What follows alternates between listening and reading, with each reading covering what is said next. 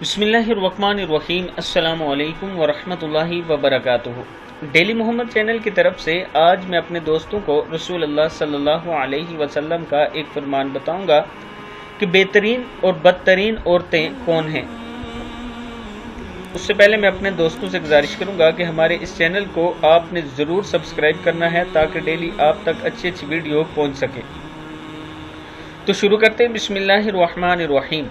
तुम्हारी बेहतरीन औरतें वो हैं जो अपने खामदों से मोहब्बत करने वाली, ज़्यादा बच्चे जन्ने वाली और गमगसारी करने वाली हों, जबकि वो अल्लाह से डरने वाली हों। और तुम्हारी बदतरीन औरतें वो हैं जो गैर महरमों को बनाओ सिंगार दिखाती फिरती हों और अकड़ने वाली हों। ऐसी औरतें मुनाफिक हैं। तो जिस तरह कौवों में कोई एक आधा कौवा ही सुरख चूंच और सुरख पाँव वाला होता है, इसी तरह ऐसी औरतों में भी शायद ही कोई जन्नत में दाखिल हो। मफ़हूम हदीस है रसूल अल्लाह सल्लल्लाहु अलैहि वसल्लम की।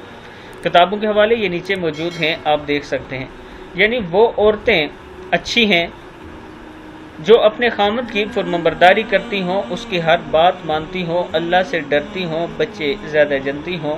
वो औरतें अच्छी हैं और जन्नत में दाखिल होने वाली हैं। और वो औरतें जो दूसरों के लिए बनाओ सिंगार करती फिरती हों, अकड़ती हों बात बात पर, ऐसी औरतों को मुनाफिक कहा गया है।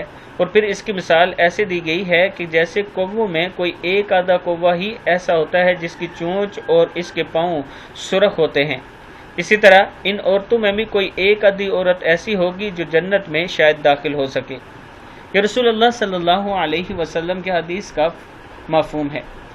मैं अपने दोस्तों से गुजारिश करूंगा कि इस वीडियो को आपने आगे ज़्यादा से ज़्यादा शेयर करना है। अस्सलामु अलैकुम वरहमतुल्लाहि वबरकातुहू।